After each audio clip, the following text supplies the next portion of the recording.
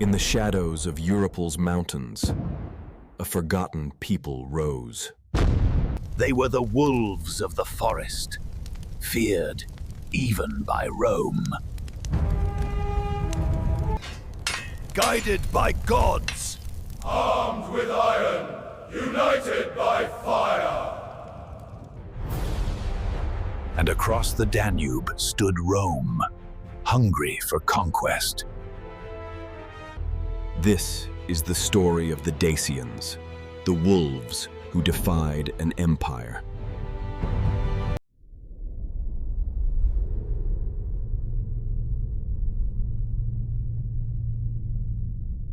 In the storm-wrapped heart of Europe, a land of mountains and mystery awaited, a land called Dacia. Here, rivers carved silver paths through endless forests, a fortress of nature guarding its people. Among these woods lived the Dacians, warriors forged by fire, hunger, and the wolf's spirit. They worshipped Zalmoxis, a god who promised them life beyond death. To Rome, this wild land across the Danube was both mystery and threat. Their culture was alive, with ritual, songs, dances, and drums echoing through the night. Villages clung to valleys and cliffs, where life was humble but strong. They sowed fields, raised cattle, and drew wealth from the earth itself. But more than farmers, they were smiths, turning iron into the weapons of survival. The wolf, their sacred symbol, gave them cunning, strength, and fear in their enemies' hearts. Through trade with Greeks, they touched the world beyond their forests. Yet even wine became sacred, offered to the gods, not wasted on pleasure. Every shield bore the signs of ancestors, spirits drawn in color and fire. Even children were taught the art of war, where play prepared them for battle.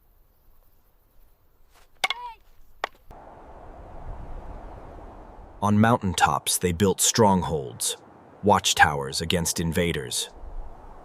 their temples were caves, where priests whispered secrets to the gods. Dacian goldsmiths crafted treasures so fine, even Rome would hunger for them.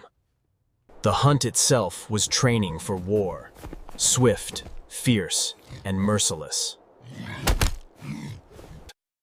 They read the stars, believing the heavens carried messages of destiny. Even lullabies carried stories of wolves, spirits. To survive, they fought. Neighboring tribes were both enemies and prey. To fall in battle was not defeat, but the gateway to immortality.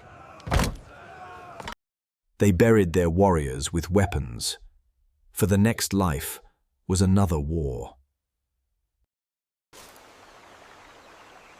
Across the wide Danube, Rome watched, cautious, calculating. Whispers spread in Roman camps. Dacia, the land of the wolf. Every storm that struck their fortresses was taken as the gods' warning. From childhood, they carved symbols, marks of their people, their spirits. Training was relentless. Every boy forged into a soldier before manhood. Shamans spoke through smoke, binding the living with the dead. Dacia, proud, unbroken, encircled by foes, yet ready to defy them all. In the rising mists, Dacian hunters moved like shadows, guided by the spirit of the wolf. From childhood, the bow was not a game. It was survival. Trade bound their tribes together. Every tool, every jar, every skin carried stories. They looked to the stars, reading the gods' will, written in the heavens. Every weapon was a bond between man and spirit, iron tempered with belief. High above, their fortresses watched like wolves' eyes over the valleys. Even in cloth, the wolf lived, woven into the heart of Dacian life. The hunt was war's rehearsal, swift, disciplined, merciless. Their temples were caves, dark, timeless, echoing with chants of eternity. From their mines came gold so pure, it caught Rome's envious eye. The horse was their ally, swift, fierce, carrying them like wind. The wisdom of ancestors passed not by books, but by memory and symbol. Survival demanded war. Neighboring tribes were foes to be conquered. For the Dacians, death was no end. It was a passage into eternity. They honored their dead with fire, earth, and sacred chants. Across the Danube, Rome watched, calculating, waiting. Through smoke, shamans spoke to spirits of the dead. Even the young trained their aim, dreaming of glory and battle.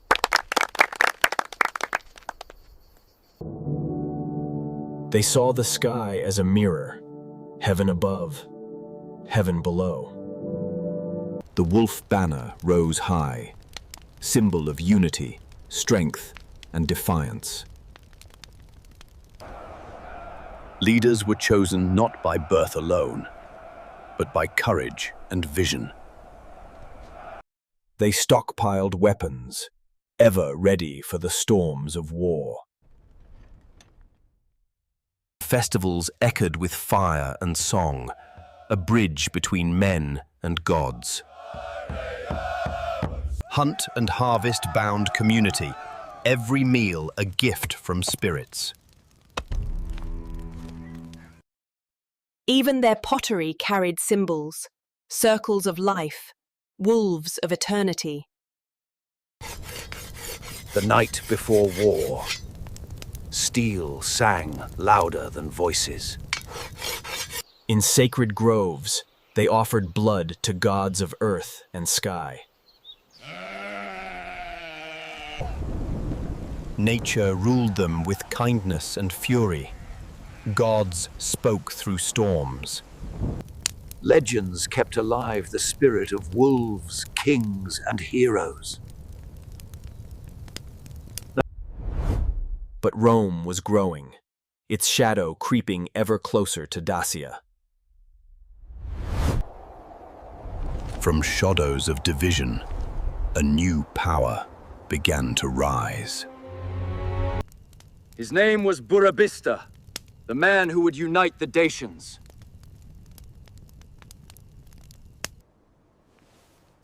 Tribe by tribe, he bound rivals with oath and fire. His kingdom spread wide, from the Carpathians to the Black Sea. Discipline forged strength. His warriors became an unstoppable tide. Faith and war marched side by side under his rule. He was more than a king. He was a strategist of destiny. He banned wine, believing drunkenness weakened his people. And so, vineyards burned, replaced by fields of grain for warriors. His armies thundered across plains, swift as storms. No fortress was safe. Burebista mastered both sword and siege. He struck even at Greek cities, shaking their walls with fire.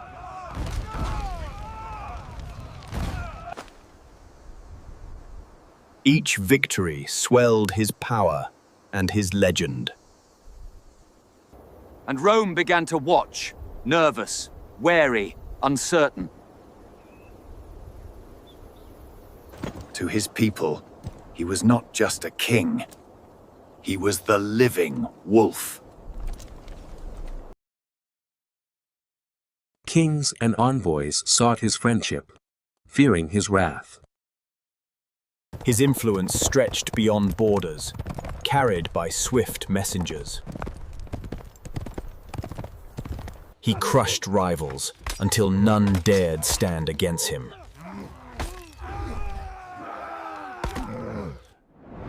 His kingdom now stretched farther than ever before.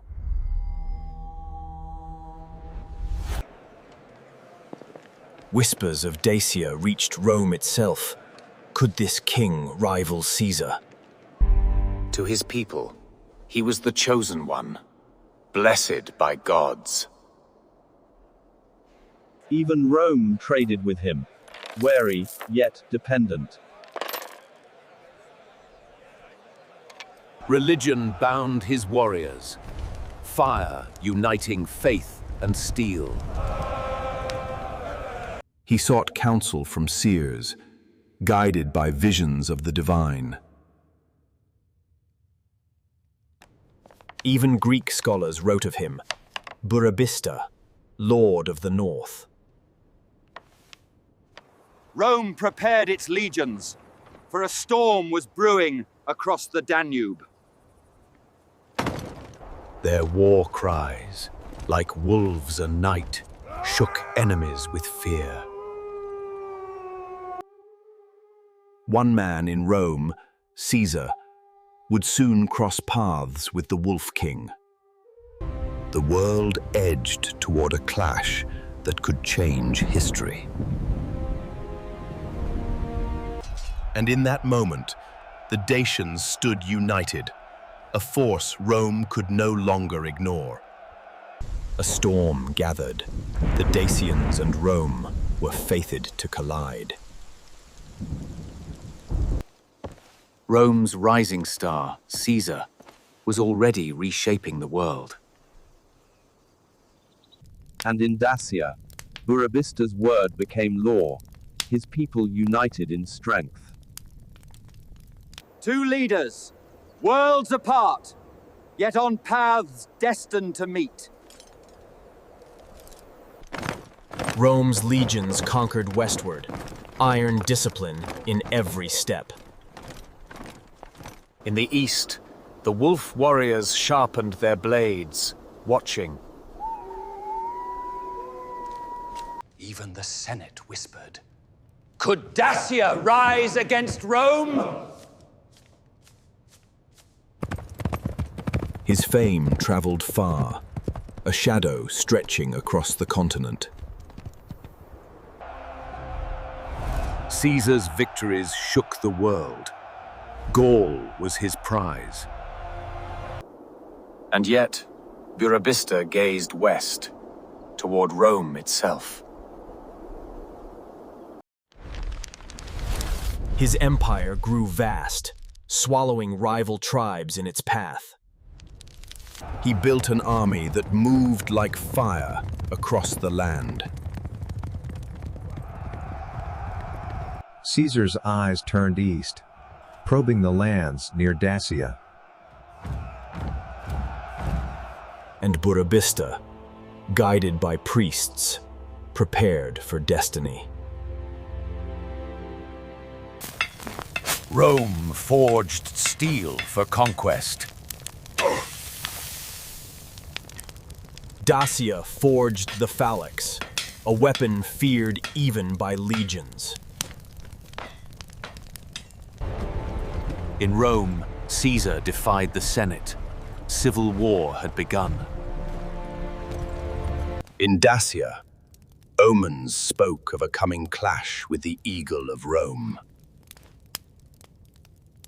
Caesar triumphed, his power unchallenged within Rome.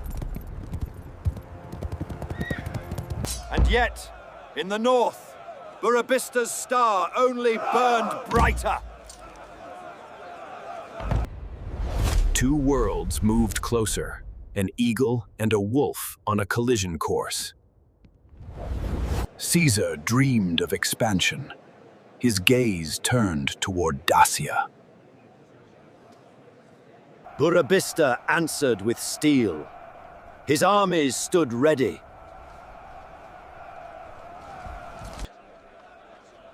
In Rome, rumors swirled. Would Caesar march against the Dacians? Ships were built, legions prepared. The invasion was near. In the mountains, priests warned Burebista. Fate would soon be decided. Two rulers immortalized in stone and wood, destined for conflict. But destiny is cruel. Caesar's enemies plotted in silence.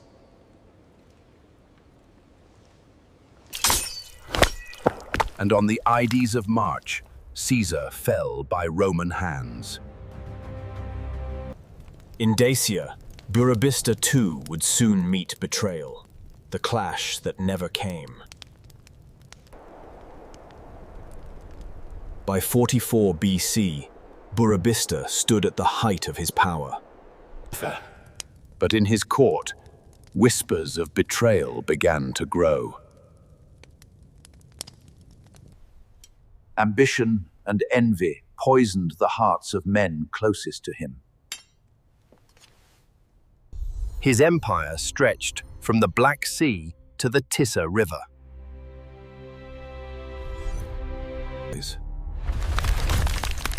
But this unity would not survive the death of its king. He was a visionary, but even visionaries cannot see daggers in the dark. Chiefs and nobles, fearful of his power, sealed their pact.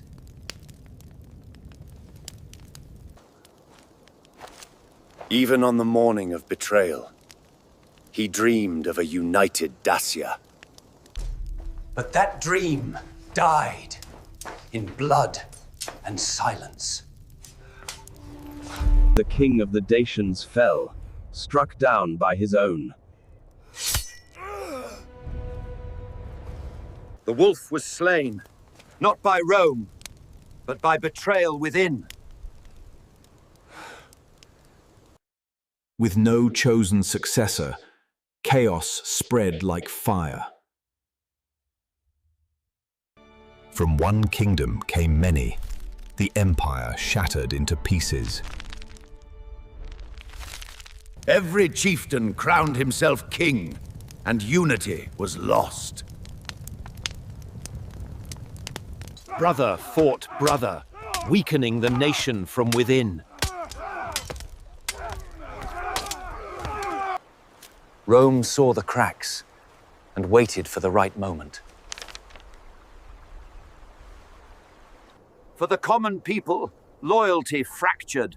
They no longer knew one king. Priests begged the gods to restore order, but the heavens were silent.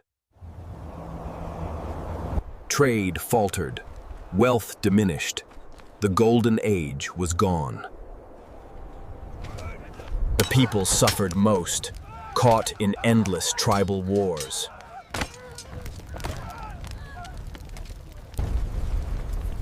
Strongholds, once united, now burned under rival flames. Many lost faith, the dream of Burebista buried with him.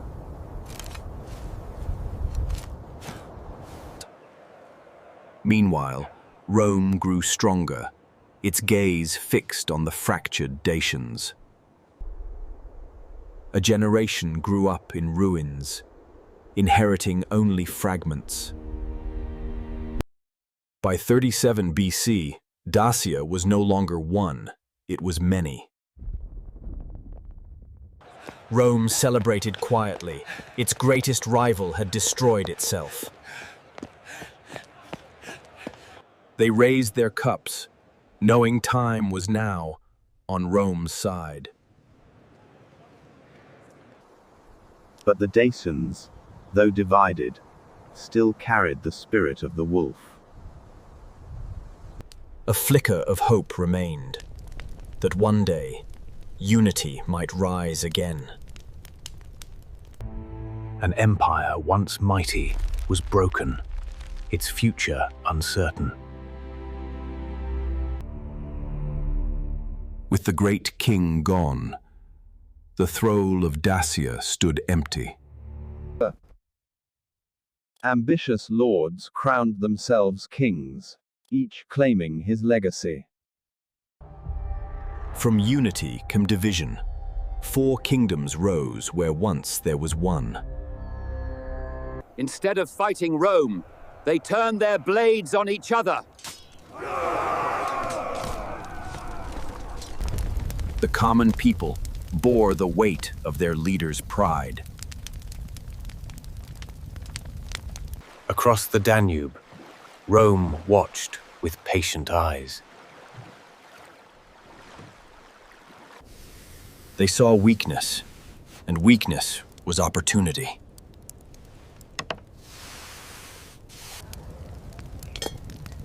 Some kings drowned themselves in wine, blind to danger. Others sharpened blades, preparing to claim more land.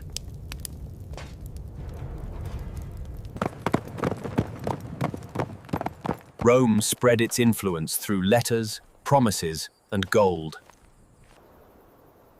Trade faltered as borders fractured into rival tariffs and tolls. Even their iron, the lifeblood of war, became scarce. Disputes over food and weapons weakened their armies further.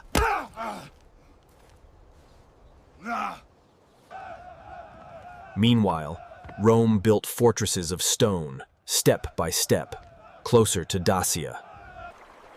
To the young, Rome was a looming shadow they could not ignore. Priests begged the gods for a leader who could restore strength. They searched the skies for omens, waiting for destiny to answer. But for now, they stood divided, staring at the storm beyond the horizon. Each banner claimed kingship, yet none held true power. In Rome, senators argued not if, but when to strike. Ordinary people hid cood, praying their villages would survive the night. The kings ruled, but none could truly protect their people. Rome's legions prepared, inch by inch, for invasion.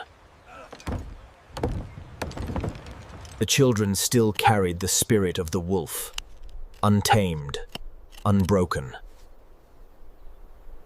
Some whispered of unity, a dream reborn in secret vows.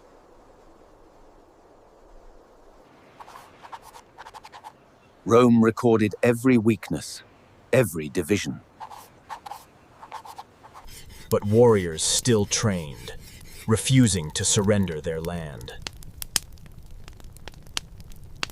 Legends of their great king lived on, fueling hope for another like him. Yet the land remained fractured, symbols of unity fading into dust. The stage was set, a divided Dacia and a patient Rome waiting to strike. Rome's shadow grew heavier with every passing year. But the people clung to the land, guided by symbols of the wolf. Rome bought loyalty with silver and gold, turning chiefs into pawns. Yet some refused, swearing never to kneel before the eagle. Fortresses crept closer, brick by brick, stone by stone. The women preserved their heritage through thread and song. Priests raised voices to Zalmoxis, keeper of immortality. Rome's river fleets signaled their intent to dominate every frontier. The Dacians trained their young, blending survival with defiance. For some, resistance ended in chains, sold far from their homeland. Yet culture endured in whispers, songs, and secret stories. Rome trained relentlessly, perfecting the art of conquest.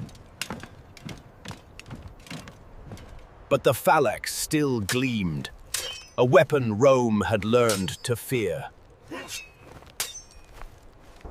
Generals studied the mountains, planning the day they would march. In the forges of Dacia, fire shaped weapons of defiance. Guerrilla tactics became their shield, strike and vanish. To Rome, Dacia was no longer a mistra, but a target. To the young, Rome was not fear. It was destiny to resist. But kings bickered while danger closed in.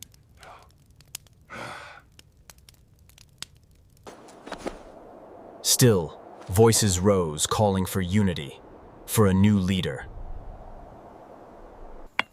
Rome built roads not only for trade, but for war. Even in hardship, their healers kept warriors alive. In Rome, senators debated conquest or client kingship. The legend of Burebista lived on in bedtime tales. Raids continued, each strike a reminder. Dacia would not bow. Yet Rome's discipline marched on, unstoppable as the tide. Prophecies spread. One would rise to unite them once more. Culture, weapons, and faith became the pillars of survival. And in the shadows, a new figure prepared to rise. The dawn of resistance approached. The age of Decebalus was near. The eagle of Rome loomed closer, hungering for conquest. Yet the forests whispered warnings of danger. Rome prepared its engines of war, crushing all in their path. And even the youngest learned resistance through fire and symbol. Rome demanded submission or destruction.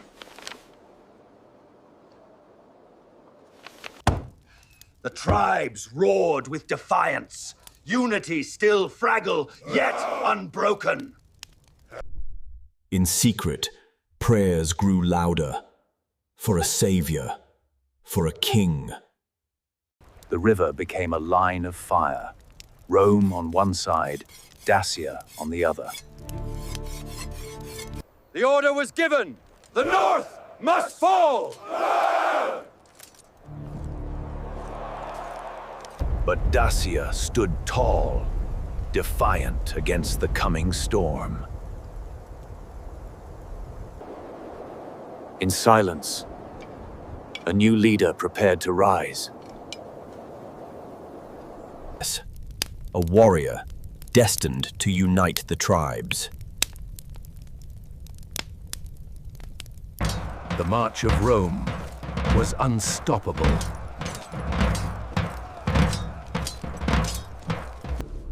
Until he appeared.